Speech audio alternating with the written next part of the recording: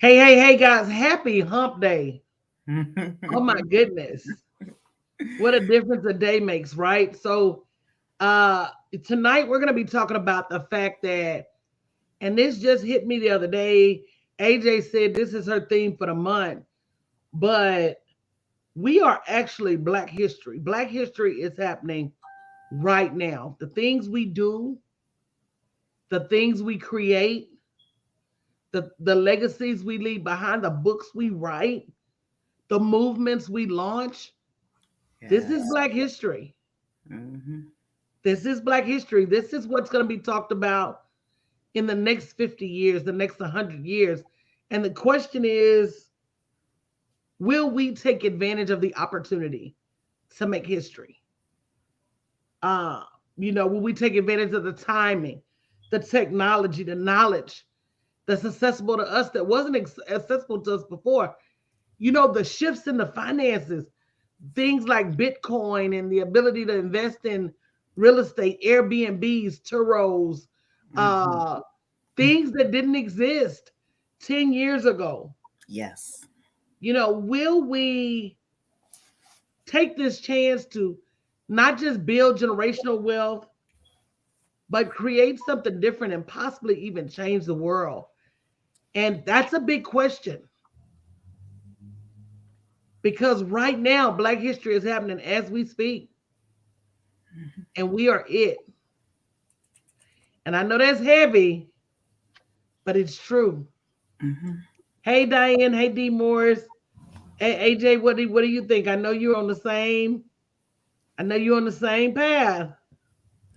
Absolutely. I think that it's like a clarion call for people to really and truly, wake up, because I don't think that this is a season that you can afford to sleep on anything that you have on the inside of you, whether it's just an idea, whether it's a gift, whether it's something you done created and you just haven't done anything with, because things are moving, times is moving, and you're gonna see that thing quicker than you can blink an eye on who is that? The sharks. The sharks will be biting it. It'll be on QVC, and you'll be sitting here saying, like, oh man. And guess That was what? The my people who idea. get there, they usually are not ones who are celebrating Black history, if we can be diplomatic like that. But Right. there's a redeeming, I think, of the time. Some folks might be still waiting on that 40 acres and the mule, but sometimes the payoff comes in different shapes or forms. And the fact that the average person now has a money making tool in the palm of their hand, three, four of them in their houses, it's a place of redemption that you really and truly can begin to multiply and, produce history right from your home. Hey Verlin. So let's talk about this in segments, and I want to welcome in our tertiary guest, Miss Kiara Solomon. Good evening, Kiara. How are you? Good evening, ladies. How are you? What Hello. you just heard was the voice of greatness. What Jay-Z say? Just the sound of his voice is a hit. Okay, Okay. okay, period. He was talking about Marvin Gaye. He had a song where he sampled Marvin Gaye, Mm-hmm. and when Marvin Gaye's voice came on, he said just the sound of his voice is a hit. I tell you who else's voice, and this is so random, but that doggone Ronald Isley. Yeah. Oh, Just yes. the sound, Okay. Oh, just the yes. sound of his voice is a hit. The minute you hear la da da da da da, you know that's him. You know that, but guys, that's Black history too. Mm-hmm. That's Black history too. So I have a few points that I want to cover tonight. And if you haven't already invited others to this broadcast, I think it's a critical conversation because the way we look at Harriet now and Rosa Parks and Sojourner Truth. When Rosa said, "I'm not finna get up," I don't know that she knew at that point, at that juncture, that action would cause her name to echo for years and years later. Mm-hmm. I don't think we think sometimes about the ramifications and consequences of not doing. and how that can impact us at a later time. So 3 different points. Will we take advantage of the timing? Will we take advantage of the technology? And will we take advantage of the knowledge? Those are the first 3 points. Because we're at a place right now. Let's talk timing. There's some people that invested in Bitcoin when it first started that have gone on to become millionaires simply Yes. because they were at the right place at the right time. Those people that went to that very first meeting with Mark Zuckerberg, they say he invited 5 and 3 showed up. The 3 that showed up are rich, filthy rich. And speaking of rich, I'm going to be doing a prize giveaway during the masterclass on Monday. Let me show y'all my new bag. And this is one of the bags. You see how I have it covered up? Yes. I love it. I love This this is one of the bag. bags that I'm going to be giving away. I got to get it right for the camera. This camera. And so make sure you register at www.dollarsprofitsandwealth.com and invite a friend, because I may even be doing some giveaways for the people that invite friends. I'm also going to be, come on now. Now, this is my favorite purse. The money bag. I like it. I actually carries this purse around with me. But more importantly than the purse, I'm also going to be, because my grandmama said never give away a empty purse. I'm actually going to be giving away. She didn't she didn't up the ante. You put some money in it. Hold up. Wait a minute. Let me put some money in it. Okay. And if that ain't good enough, Kudo. Yes. I'm also going to be giving away a Benjamin bag. Y'all better not let me come to the part. I'm coming in. You know how they had that meme of the baby that looked like an older lady and she had all them different wigs. Me signing up for all my free trials. That's gonna be me in Zoom meeting. I'm gonna need y'all to do better. That's me signing up. But will we take advantage of the timing? And they say the opportunity of a lifetime happens within the lifetime of that opportunity. Opportunities don't last forever. Right. They don't. And at some point we got to start realizing that we can't allow our fear to hold us captive from our next level. I'm gonna let y'all talk about that, because we're talking about right now, we're talking about what they call striking while the iron is hot. Coach, I have a memory that just keeps popping up. Now, my son was small, so this probably maybe about 99, 2000. And it was a lady I went to church with, and her husband was like buying groceries on the internet. All right. And it was like, she was like, this is the next big thing. And it sounded so crazy back then, and she was all excited. We was like, but she was really excited about this thing. Well, time then went on, they done did their thing, and needless to say, the little business fell to the side. But right now, how often are people just buying groceries on the internet, where but it was so strange then. So, sometimes I think we just really and truly have to, be bold. The very least, say you're going to step out on faith and move into some opportunities, and stick with it to carry it out to see that produce. I mean, if they would have stayed with that, I'm scared to think what they would have been now, Well, maybe they should have got some help. We were at a conference in Indy, and there was a lady who talking about she wanted to start a grocery delivery service. And I remember it like it was yesterday. And I literally gave her the plan for Instacart back in 2015, 2016. So let's go through my checklist. Her timing was right. The technology was available. The idea I gave her was to leverage college students in different cities to deliver the groceries. That's somebody that ain't got a whole lot of nothing to do. They can work flex shifts. They're not going to try to price gouge you. They just looking for a little piece of gas and pizza money. And there are so many campuses available that you wouldn't be hurt for, that startup employee, that startup support. And she didn't do it. And I talked to her like a year or two after Instacart came out. And she said, I should have hired you. Wow. I said, you should have. And you should have listened. Because I told you about me, who is a progressive as it relates to the internet. My PayPal account has been open since 1999. My eBay account has been open since 1999. So you're talking about most people got a 2-year-old PayPal, 2-year-old email. Right. Girl, I got a 22-year-old email. That's how long I've been on the internet. We fail to get wise counsel. And for some of us that do get wise counsel, we fail to listen. Yeah. And we miss the fact that God is so deliberate. If she wasn't at that conference for nothing else but to get confirmation to go on her idea, why didn't she realize that that was a divine timing? Right.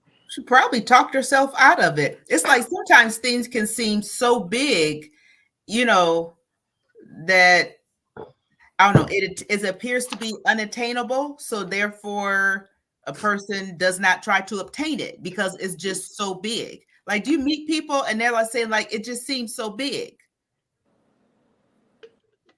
Well, I know I have a similar story, and it might have been a few years before, but maybe about 2014, 2015. But I had a girlfriend whose stepmom just used to always talk about CBD and hemp.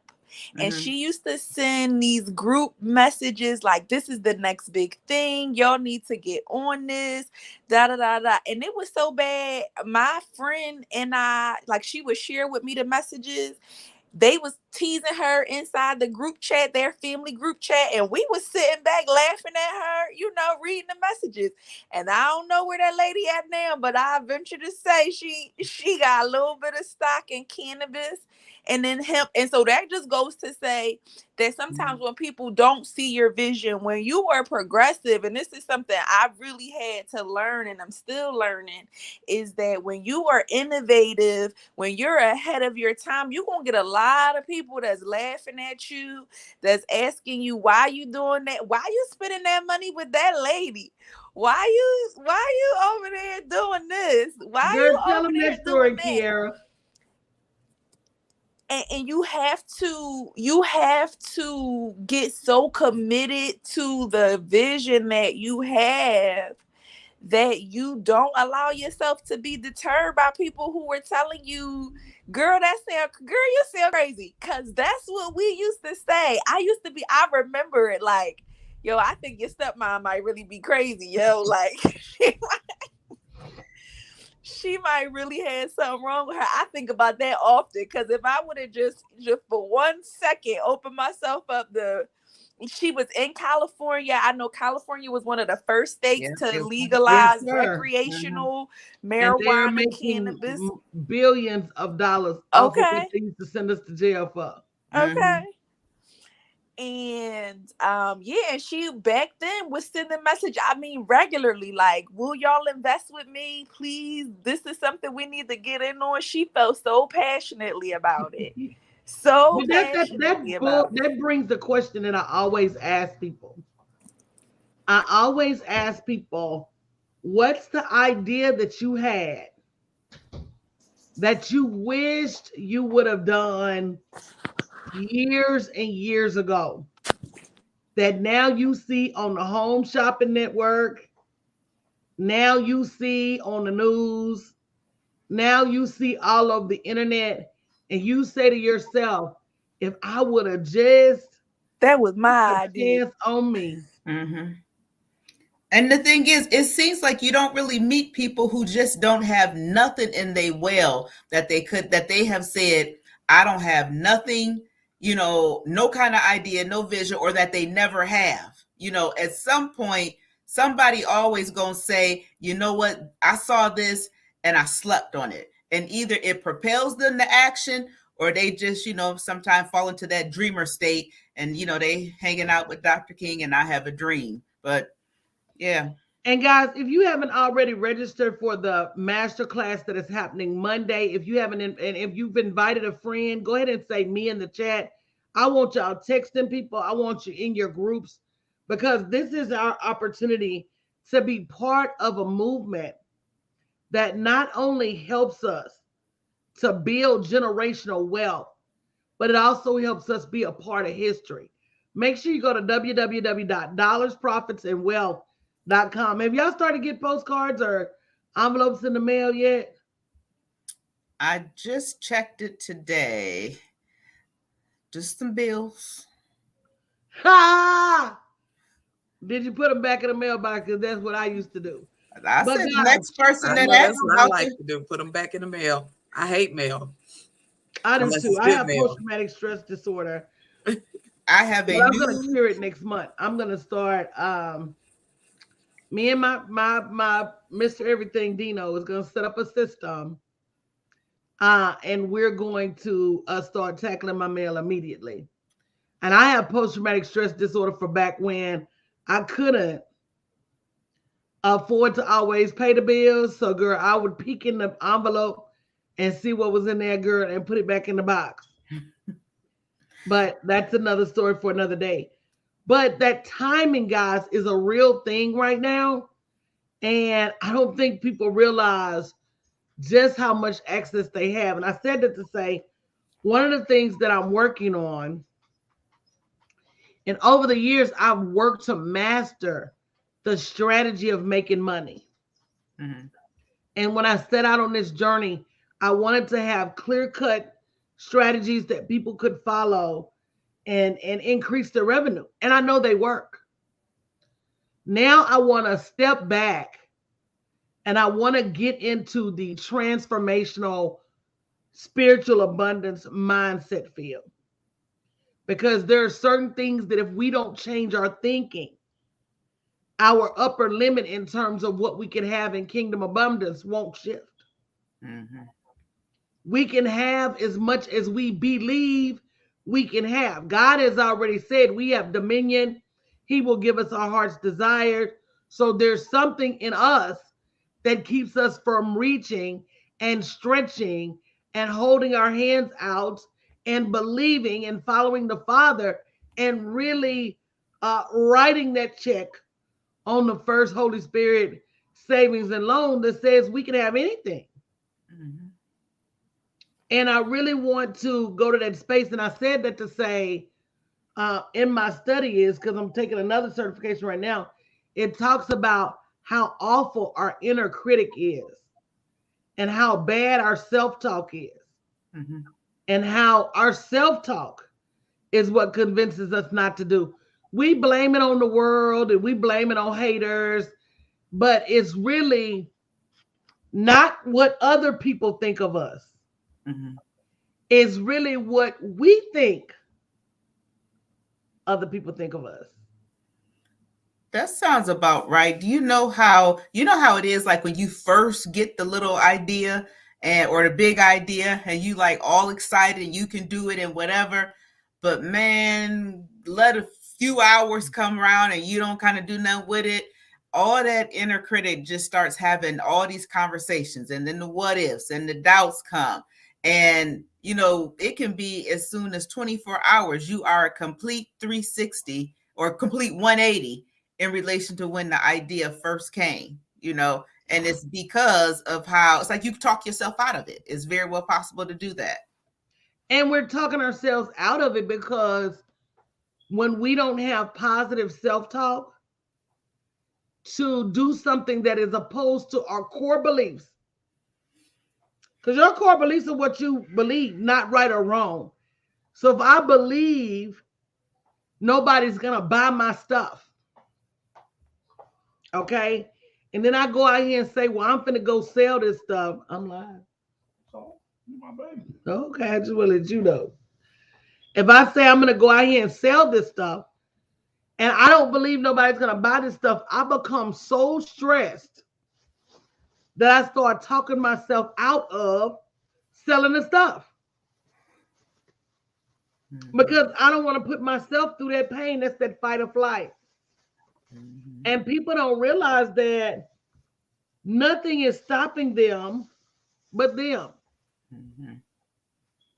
And that's why I say knowledge. Because we got the technology to do whatever it is we want to do right now. You ain't got to have no complicated website. You ain't got to have no souped up engine. I seen a lady that Kiara introduced me to and showed me her stuff. That woman got all her products on Gumroad. Oh yeah, sure do. You know, I tell people all the time, listen, you want to have nice looking things and good, well designed websites and all that stuff, because you know it makes you look better, it makes it easier for you to convert, all of those things, right? You feel more pride in your brand and stuff, but don't get it messed up. You know, Coach, I was thinking about it recently. When I first started, all I really had was a PayPal link. I have all this razzmatazz, you know, sales funnel, and to be honest, it built more hustle in me. Y'all be wanting a sales funnel to work for you automatically before you have really built your willingness to go get it. The And a willingness to funnel go doesn't get work it. automatically. It is Right. a funnel plus the hustle. Right. The willingness to go get it is what makes the funnel work. You know, because you have put in some blood, sweat, and tears. So you done sold something into it. Now you're gonna reap something out of it. You've tested and proven your content. You figured out what people like, what they don't like. You know, all of those types of things. So a lot of times, Coach, people see even you know, I have a lot of consultations and people may use you as an example of what they want their brand or their business to look like, because they know that we handle your technology and stuff. But you gotta have a lot of content to build out 3-4 sales pages, one after the other. They all got a video and I was reading something the other day, Coach. I hope you don't mind me keep going, but I was reading something the other day that said a lot of people want to hire VAs and you know, virtual assistants to manage these marketing tasks, right? But what they don't realize is that they're just regular employees. It's like if McDonald's hired fry makers and burger flippers and didn't tell them what to do, just told them come in here and make the food, and you know what, we'll figure it out.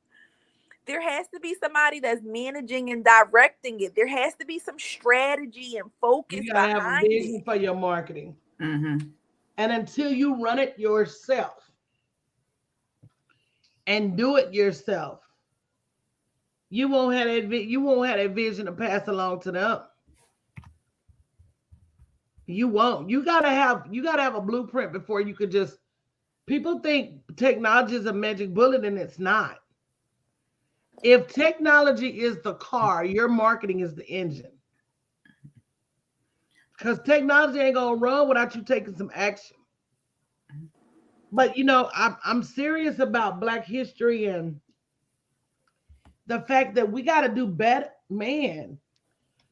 You can think about the Marvin Gayes and the Martin Luther Kings and the Malcolm X's. Girl, when they was our age, they was already killing it. Yeah, those are young people. Yeah. Died young. Yeah, you know, did you see that movie with Fred Hampton from the Black Panther Party? He died, he was still in his 20s. I'm about to look it up right now, see how Oh old he was. yeah, I He did was see still in that. his 20s when he passed away. I said, what? And that brings me to I'm so disappointed in myself sometimes. And I don't stay there for a long time, but I should have been gone. I should have been gone years ago. Back in my 20s, I was having ideas about writing books. Didn't do it. But I tell you what, I didn't have nobody on Clubhouse motivating me, nobody on Facebook Live motivating me. I didn't have a blueprint, a create space. When I wrote my book, Create Space was brand new. Mm-hmm. That was the first opportunity you had to really get out there and self-publish a book back in 2011, 11 years ago, without having to pay 10, 20, $30,000 to get your book published or get a publishing contract. Mm-hmm. Nowadays, you can go publish a book on Fiverr, literally. Find an editor for a few dollars and somebody to format the book for a few dollars and upload the book. It is just so crazy how we have access to so many things that we don't use. That you really could probably say is minimal effort at this point in comparison to think about.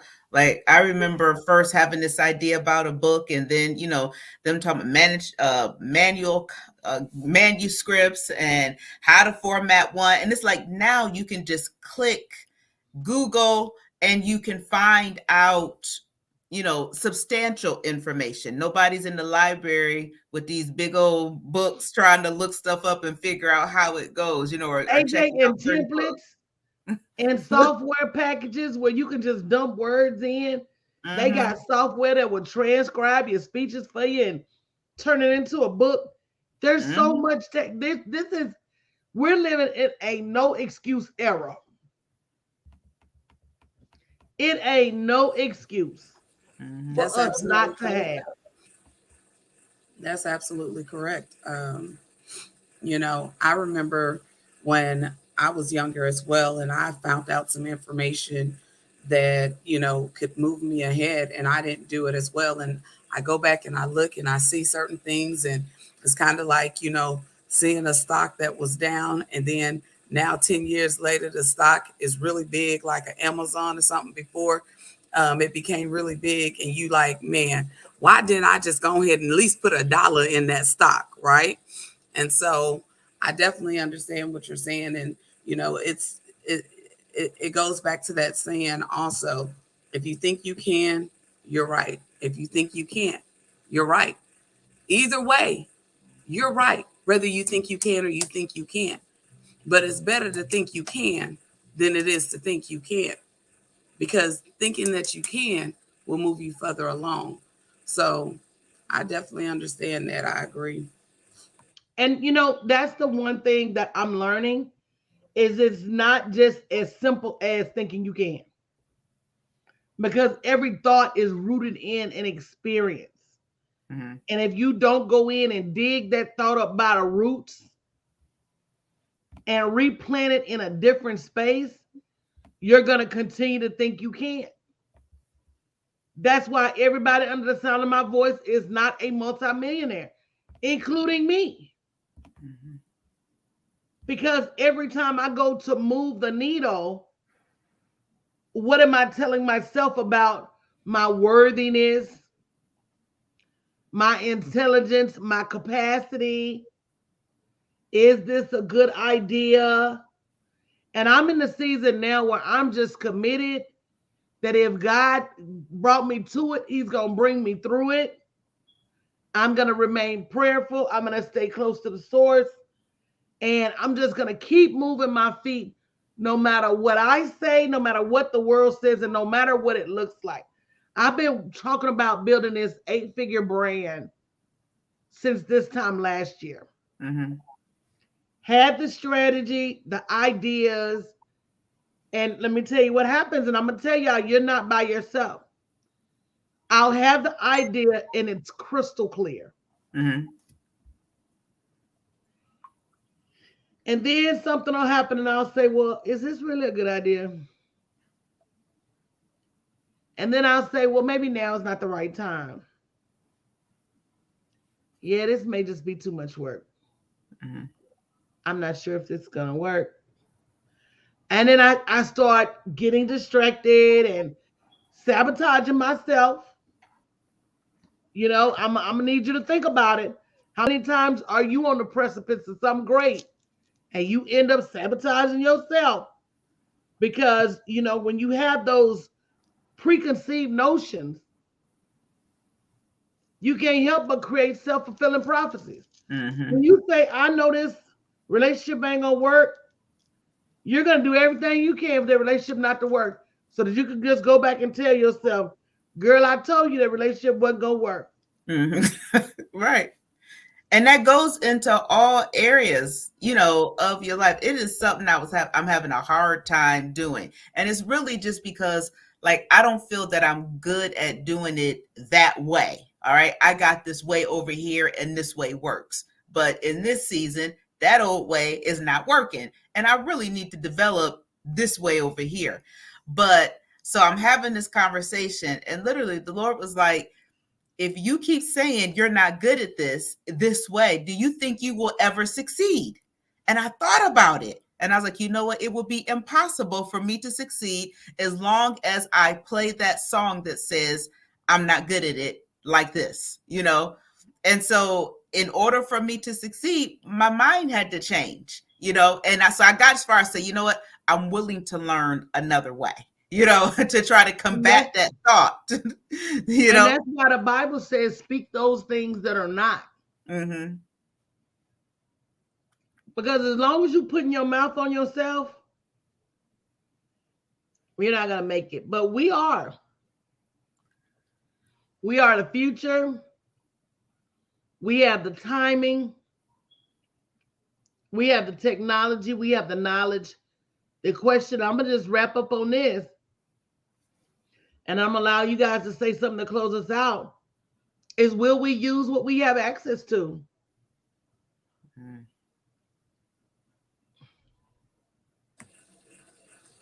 Absolutely. We have to use what we have access to. I used to say that, we possess things and we have access to it, but we won't access what it is that we literally have access to. And that ends up hurting us in the long run. I have a shirt on. It says, be fearless in the pursuit of what sets your heart on fire. Be fearless in the pursuit of what sets your heart on fire. And my question is, what is setting your heart on fire? And are you in pursuit of it? Because if we don't pursue what is setting our heart on fire, and we don't access what it is that we have possession and access to, then we're going to be in the same position moving forward. Well, I think there's too much going on right now for us to not be a part of history. I am committed to moving the needle with myself, with my mindset, and knowing that my mindset creates my thoughts. My mindset creates my actions and my behaviors. So when I don't do what I should, it's me that gets left behind. And in this season, that's just so not okay. There's all different seasons of life, and there's stuff when, people have different stuff going on, but that's just not okay. At this season, it's too much stuff that I want to say it this way, too much stuff that I personally want that maybe even would be outside of per se, maybe business goals. Like, maybe I'd like to go and take art classes or play the piano, or learn a foreign language, and so people who are, I'm just going to say, that are born with a silver spoon in their mouth, that is normal for them. They can spend a time with their social life and they're not out here hustling and stuff. So, being in places and situations of thriving, it has a greater appeal, at this season of life. And so I think I have to come to a personal realization to say, it's almost like some things are almost simply handed to you, but you still have to get the baton and run the next leg with it. So what are you going to do in this season? You just said something, AJ. I'm running. Yes, ma'am. You just said something that your procrastination is costing you something. Mm-hmm. It costs you an enjoyment in life. Mm-hmm. Yeah, because I was talking to Troy about going to skiing in the Poconos. Mm-hmm. That sounds fun. And I was gonna ask y'all, did y'all want to come to the we ain't even got to ski, let's just go camp out in the lodge. But anyway, you have to have money to be able to move around in the world. Mm-hmm. To be able to live your bucket list, to be able to do something different other than just work. If I wanted to just work, I could have stayed at the job. Right. Mm-hmm. That's true. I want to do so much more than just work. That's the stage that I'm in now. And even so, when even, not to just totally leave the business part off, but that place of having investments and us getting together, there are always opportunities where people are there, they're looking for investors, all that stuff adds up to your generational wealth and what's it called? Transcendental. Did I get that word right? Mm-hmm. Yes, that part of a wealth, so if everybody said, okay, we're gonna need everybody to put in for $1 million, I need to be able to put in my $1 million and not be broke. Okay. Mm-hmm. So And That's I just did exactly the right. same thing with this event. I said, look, y'all, let's do group marketing. mm-hmm. If I'm spending all this money to get this product get my product in front of all these people, kick in a few dollars and you get your product in front of all these people. It's just very hard for people to understand that concept, but you got to get your stuff out there some kind of how. I think, that's so important. And the whole purpose of this webinar that you have coming up on the 28th is about that generational wealth.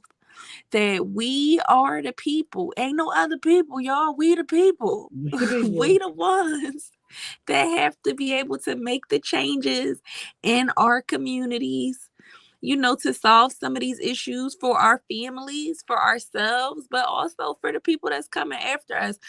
I've been really thinking, my son is 15 and it just blew my mind because I had him when I was 19 years old. So I'm just looking like, wow, I can't believe it.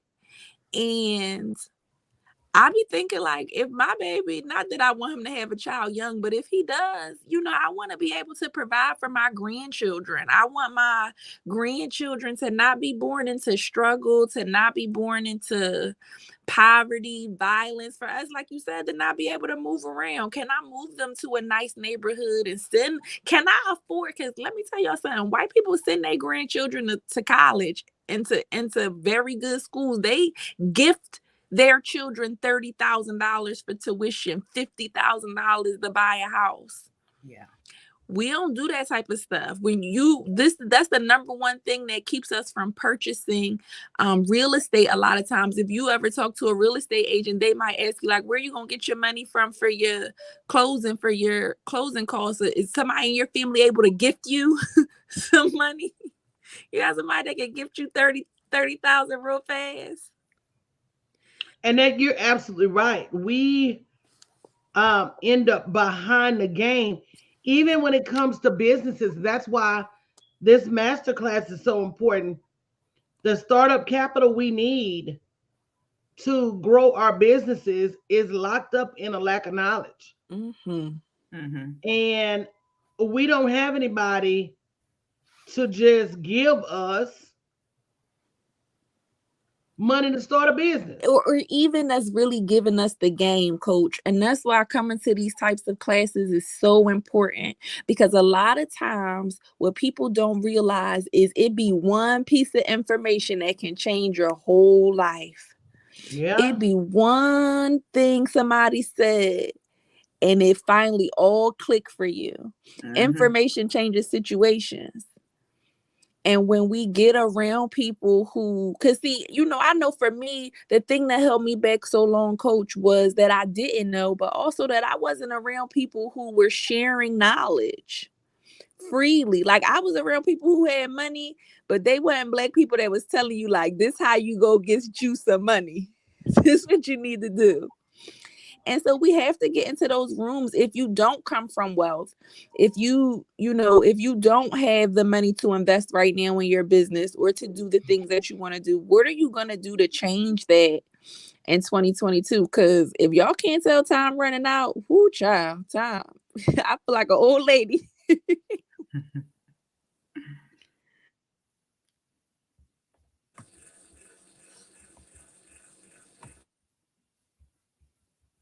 I definitely agree. We do have to be able to set things up for generational wealth and be able to set things up for our children. They say, do you know your great grandmother? Look, do you even know your first grade? Do you know your second grade? If you know your first or your second, it may be because they left you something or you actually had some interaction that they did something for you. But do you really know your great grandmother? And they're just like, no, because they didn't leave you anything. But if you had a great grandmother, a great grandmother, or a grandmother that left you something, great grandfather, they'd be like, Grandma Kiara left us this money. They gonna talk about you and keep you alive, your name alive forever and ever in the family. You absolutely right. They will tell stories about you. And so it's like, what stories are people going to be telling about you when you leave? Or even how Coach was saying at the beginning of this, the stories that we tell about Rosa Parks and Martin Luther King. I went and looked up Fred Hammond, y'all. That man died when he was 21. Who are you talking about? Fred Hammond, the one of the leaders of the Black Panther Party. Oh yeah. Okay. I keep forgetting. Is his last name Hammond or Hampton? I'm not sure. I think it's Hampton, but yeah. I'm sorry. Yeah, I knew they were. He was young. Yeah, they were all. They were what, college kids? They were very young. They were doing all the stuff. A lot of the movement makers. They were, they had a much different vision and they had places of purpose that. And we talk about them all these years later. Yeah, because they were fighting for something. They found something that set their soul on fire and they fought for it and they were fearless with it. They fought for it and they died for the cause. And so it's like, what are we fighting for? What are we willing to give up in order to go up? Well, here's the thing too. I think that they were more grounded in what was important. We've let material things, and I'm not saying money's not important, but we've let material things distract us from what's really real. And the truth of the matter is, everybody's so busy trying to look rich and act rich that so many people are not really rich because they spend it on a look or they spend it on what other people think about them instead of spending it on their kids or spending it on generational wealth or spending it on saving it and helping move themselves to the next level. So we've definitely got work to do, guys. If you haven't already registered at dollarsprofitsandwealth.com. The conversation Monday is going to be bananas, and you're going to get some instructions to help you live your life to the next level. But you know what? My live stream in the morning, AJ, I'm going to be here bright and early at 6 o'clock, and it's going to be simply called, this is a wake-up call. Okay. You gotta wake up. Okay. Yeah. Absolutely, Chick Raphael. I'm saying the same thing. She said, when God deals with us, he thinks generationally. It's the same concept as Coca-Cola, Toyota, Guinness Author, just to name a few. If you go to Sam Walton and Walmart, Goodyear, the Hiltons, James Piermont Chase, all of these people had an idea. And at that time, we weren't eligible. But right now we are. And so we got to start taking advantage of the timing, the technology, and the knowledge that can make us all millionaires. So hope to see you guys for sure on Monday. Make sure you register. Make sure you spread the word. It's super important. And I will talk to you guys tomorrow. Goodbye.